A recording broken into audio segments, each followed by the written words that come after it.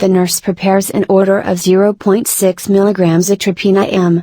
The label on the available medication reads 0.3 mg atropine per 0.5 milliliters. How many milliliters will the nurse administer? A. 2.25 milliliters. B. 1.75 milliliters. C. 1.0 milliliters. D. 1.25 milliliters. E. 0.5 milliliters.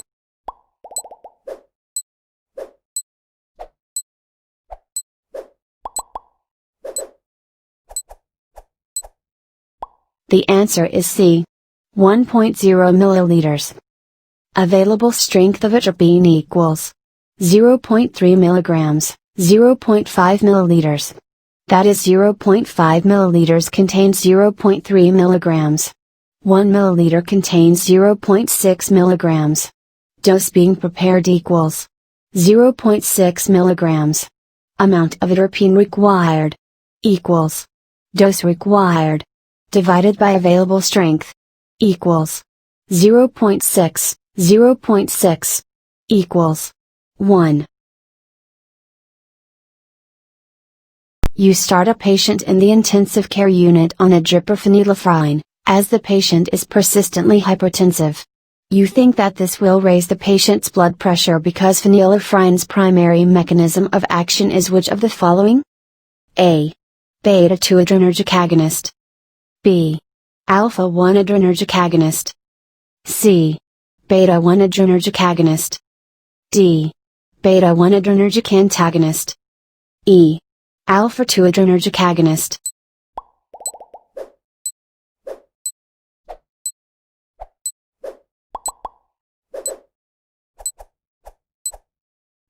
The answer is B.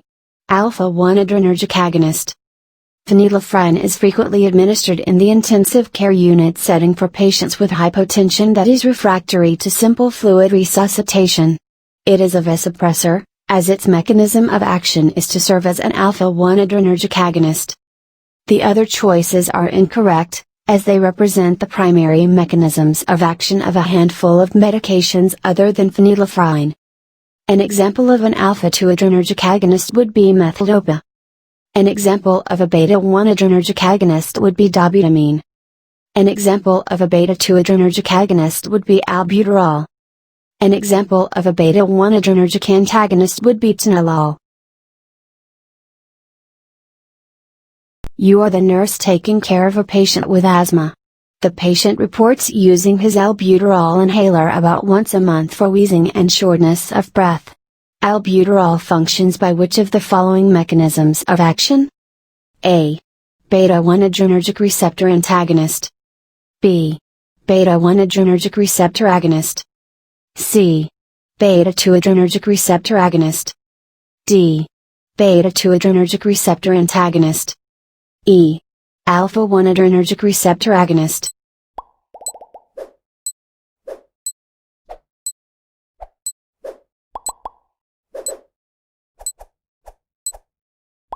The answer is C.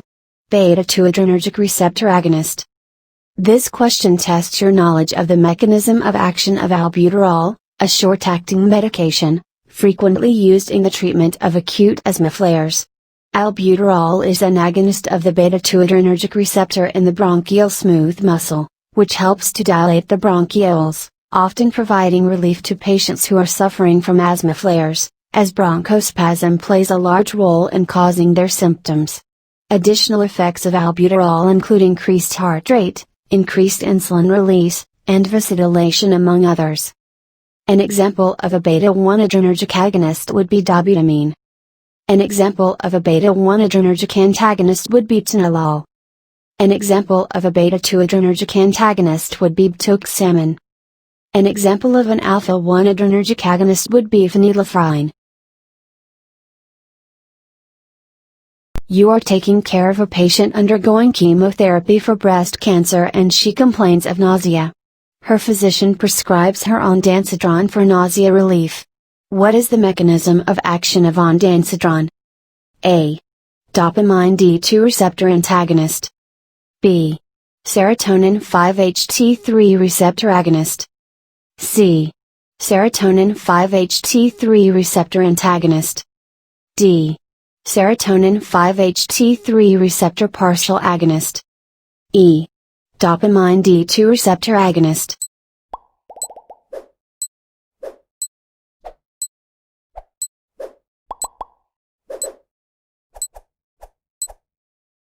The answer is C. Serotonin 5-HT3 receptor antagonist. Ondansetron functions by antagonizing the serotonergic 5-HT3 receptors both centrally in the brain and peripherally at vagal nerve endings. It is frequently given as an anti-nausea and antiemetic agent for patients with cancer undergoing chemotherapy and/or radiation therapy, as well as in post-operative patients, and for patients with gastroenteritis, among other uses. Ondansetron is neither a full nor a partial agonist of the 5-HT3 receptors, making those answer choices incorrect. Metoclopramide, which is another anti-nausea agent, is an antagonist of the dopamine D2 receptor, but ondansetron is not, so this choice is incorrect. Neither metoclopramide nor ondansetron is an agonist of the dopamine D2 receptor. You are a nurse at a gastroenterology practice and your patient is being started on ranitidine for gastroesophageal reflux disease, GERD. Which of the following describes the mechanism of action of ranitidine? A. Histamine 1 receptor antagonist. B. Proton pump inhibitor. C. Direct acid neutralization. D. Beta-2 adrenergic receptor agonist. E. Histamine 2 receptor antagonist.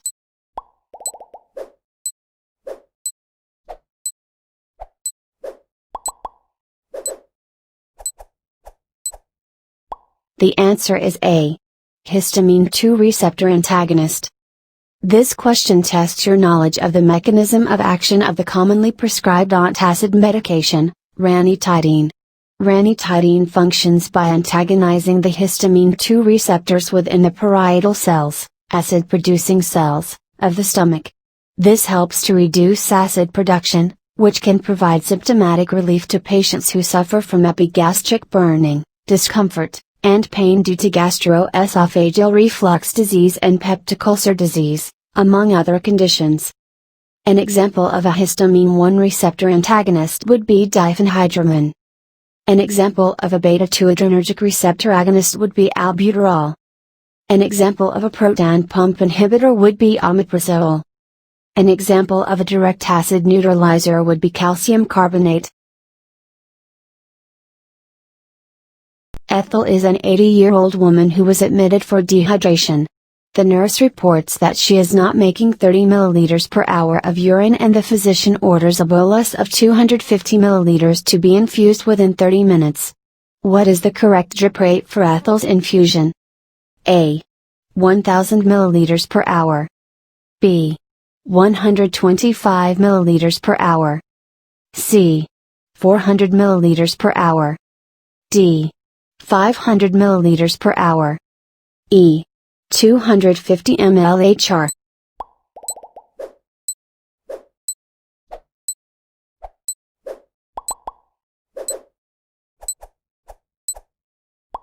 The answer is D. 500 milliliters per hour. The minimum urine requirement per hour for most adults is 30 milliliters per hour. Based on a low finding, the physician may decide Ethel needs fluid replacement. Prescribed drip rate is 250 milliliters in 30 minutes. So, in 1 hour, the patient will get double volume, that is 500 milliliters.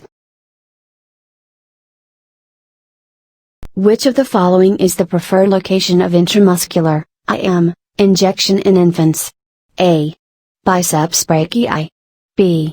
Deltoid. C. Vastus lateralis. D. Dorsogluteal region. E. Rectus femoris.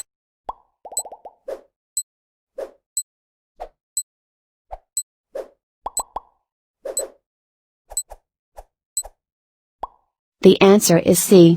Vastus lateralis. The vastus lateralis is the preferred site of injection in infants. Rectus femoris injections may be performed as a second choice. The dorsogluteal site should not be used in infants as the muscle is not developed and there's risk associated with the location of the sciatic nerve. Deltoid injections may be given to older children when the muscle becomes larger. The nurse is preparing to administer an intramuscular, IM, injection to a 4.8-pound infant. The nurse should position the needle at which angle? A. 90 degrees.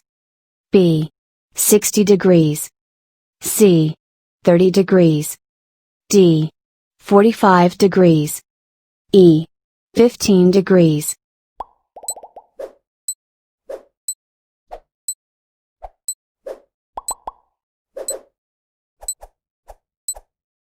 The answer is D. 45 degrees. The preferred angle for intramuscular, IM, injections is 90 degrees. However, very small infants may require that the injection be given at a 45-degree angle.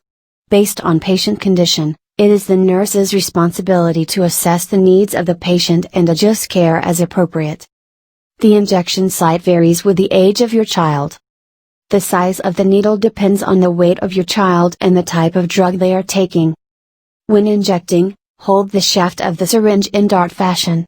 Insert needle directly through the skin at a right angle, 90 degrees angle, into the muscle. Give the injection quickly, and do not pull back on the plunger before injecting as this causes more pain. Discard the needle and syringe in a thick, plastic bottle or sharps container with a lid. Bring it to your local pharmacy for disposal. The new pediatric nurse has just given a suppository to a 5-year-old boy. He has a bowel movement 7 minutes post-administration. Which action should the nurse take next? A. Inform the physician that the child has had a bowel movement. B. Examine the stool for the suppository. C. Give another full dose of the suppository. D. Give an additional half of the prescribed dose. E. Consult pharmacy.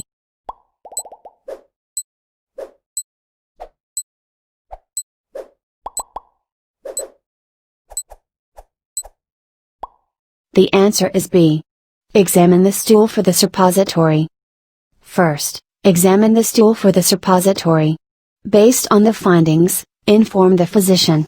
If the suppository was fully present in the stool, the physician may want to prescribe another dose. If not, he may choose to reorder half of the prescribed dose or none at all. The geriatric nurse is administering nightly medications to a 65-year-old woman with dysphagia. The patient is able to swallow crushed medications with thickened liquids. Which of the following medications should the nurse not crush? A. Potassium chloride. B. Acetaminophen. C. Sertraline hydrochloride. D. Bandoprazole R. E. Multivitamins.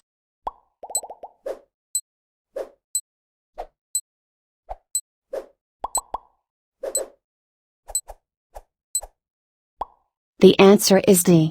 Bandoprazole R. Bandoprazole R should not be crushed. ER is an abbreviation for extended release. Extended release medications dissolve over a delayed period of time. Crushing the medication results in a faster rate of absorption by body tissues due to disruption of the coating that allows its extended release. The pediatric nurse is summoned to a room by the parents of a 2-year-old child. The peripheral IV line has been removed by the patient. When starting a new line, the nurse carefully chooses placement. The nurse should attempt to start the IV A. As proximal as possible. B. As distal as possible. C. As medial as possible. D. As lateral as possible. E. As ipsilateral as possible.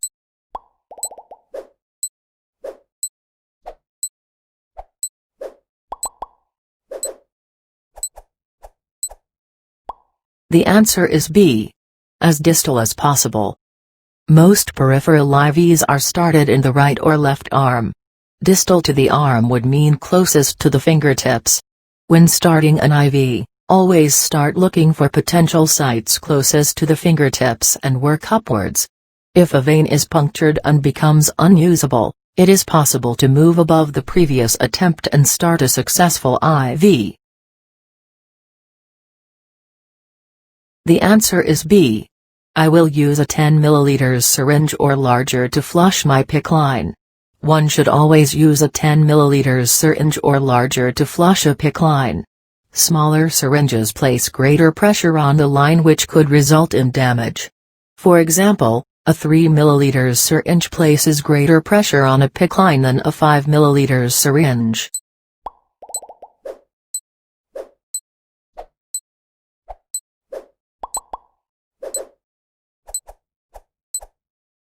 Jane is a 49-year-old woman who has recently had a peripherally inserted central catheter, PICC, placed. The nurse is teaching Jane how to flush her PICC. She knows that the teaching was effective when Jane states which of the following? A. I will use a 3 ml syringe or larger to flush my PICC line. B. I will use a 10 ml syringe or larger to flush my PICC line. C. I will use a 30 ml syringe or larger to flush my PICC line. D. I will use a 20 ml syringe or larger to flush my PICC line. E. I will use a 1 ml syringe or larger to flush my PICC line. The pediatric nurse must convince a 4-year-old boy to take his medication. Which phrase is the most acceptable? A. Your mother and I need you to take your medicine now. B. Will you please take your medication for us? C. If you don't take your medicine now, you will need to take a time out. D. If you take your medicine, I will give you a soda pop. E. It is time to take your medicine. It tastes just like candy.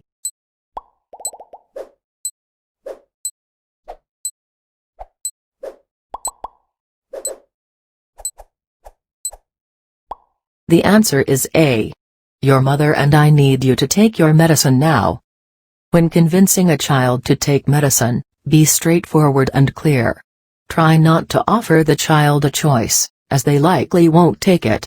Stay away from using bribery, punishment, or comparing medicine to candy.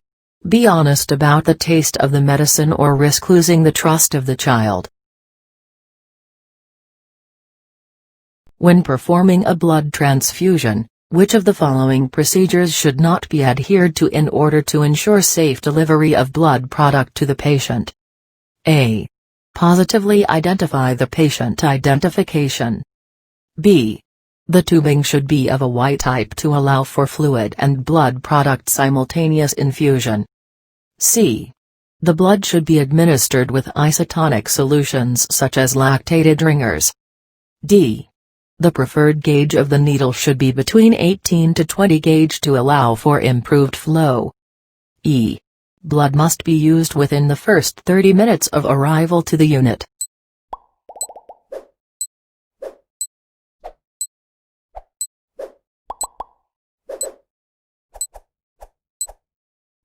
The answer is C. The blood should be administered with isotonic solutions such as lactated ringers.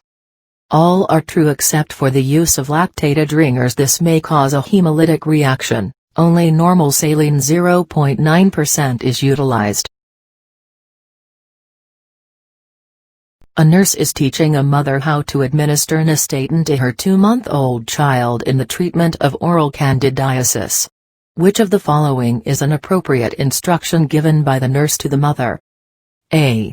Place the medication in the child's bottle. B. Apply to the mouth using a cotton-tipped applicator. C. Give the medication before meals. D. Use a syringe to squirt the medication to the back of the mouth. E. Rinse the mouth post-administration.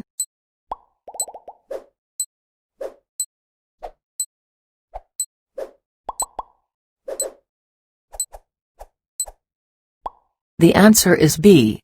Apply to the mouth using a cotton-tipped applicator. Apply medication to the mouth using a cotton-tipped applicator. Give the medication after meals and avoid rinsing the mouth.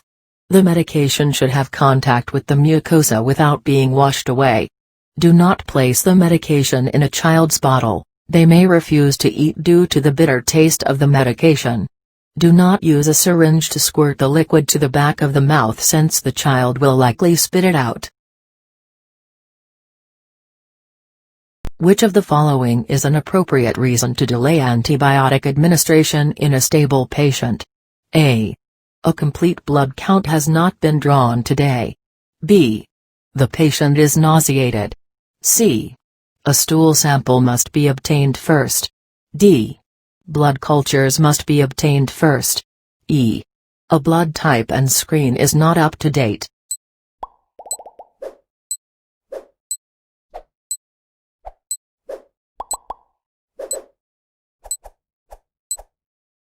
The answer is D. Blood cultures must be obtained first.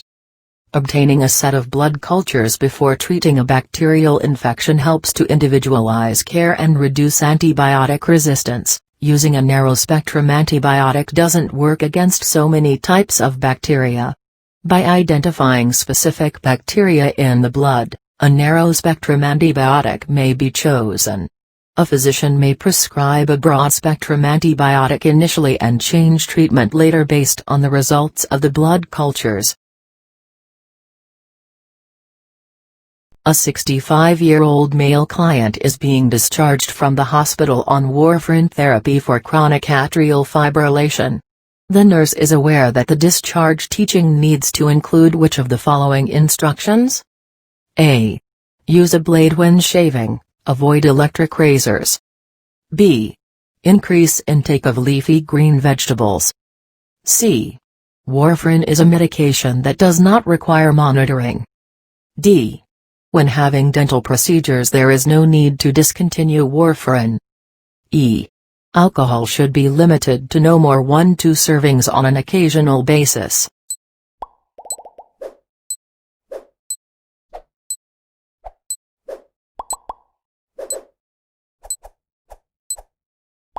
The answer is E.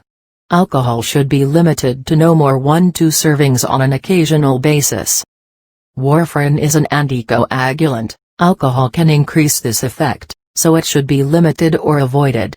Leafy greens contain vitamin K and can reverse the action of warfarin. Warfarin needs monthly monitoring to check client internal normalized ratio, INR. Dental and surgical procedures may require discontinuation temporarily to avoid excess bleeding. Electric razors are preferred. The nurse is teaching a patient who has just been prescribed antibiotics. The nurse knows that teaching has been effective when the patient states which of the following? A. My mother was previously prescribed the same antibiotic. I may take some of her leftover pills if my symptoms return. B. An antibiotic will help me get over my case of the flu. C. An antibiotic might help prevent me from getting sick in the future. D. I should use a backup method of birth control if I use oral contraceptives while taking antibiotics. E. I can stop taking the antibiotics when I feel better.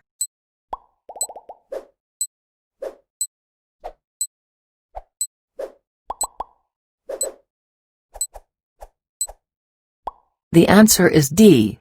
I should use a backup method of birth control if I use oral contraceptives while taking antibiotics.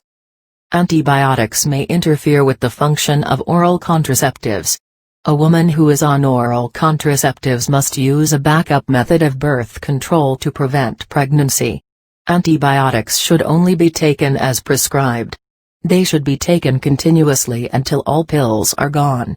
It is dangerous to take leftover antibiotics. Antibiotics will not prevent illness and do not work against viruses such as influenza. Misuse of antibiotics may contribute to antibiotic resistance and the rise of antibiotic-resistant bacteria. A client with a history of chronic stable angina takes nitroglycerine when needed for an acute attack. Which of the following is not associated with the administration of nitroglycerine? A. The patient may experience orthostatic hypotension. B. The mechanism of action involves increase in cardiac contractility. C. To prevent degradation, nitroglycerine should be kept in a closed dark bottle. D. Nitroglycerine can be taken sublingually by tablet or metered spray. E. The medication relieves pain within 3 minutes and provides relief for up to 1 hour.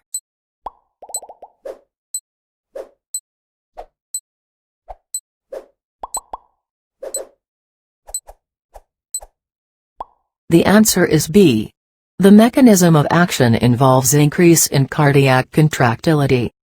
Nitroglycerine is a short-acting nitrate. This class of medication works by relaxing arterial and venous smooth muscle, promoting vasodilation. This medication does not improve cardiac contractility. The answer is A. Eat salty foods. Low-sodium diets when taking lithium mood-stabilizing drugs can result in toxicity. The nurse should tell the patient to eat salty foods to increase sodium intake.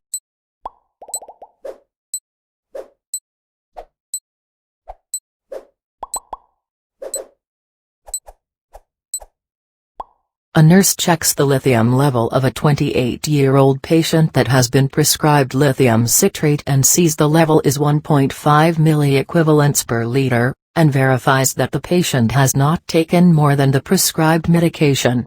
The nurse advises the client to A. Eat salty foods. B. Drink 4 glasses of water a day. C. Exercise more often. D. Eat more red meat.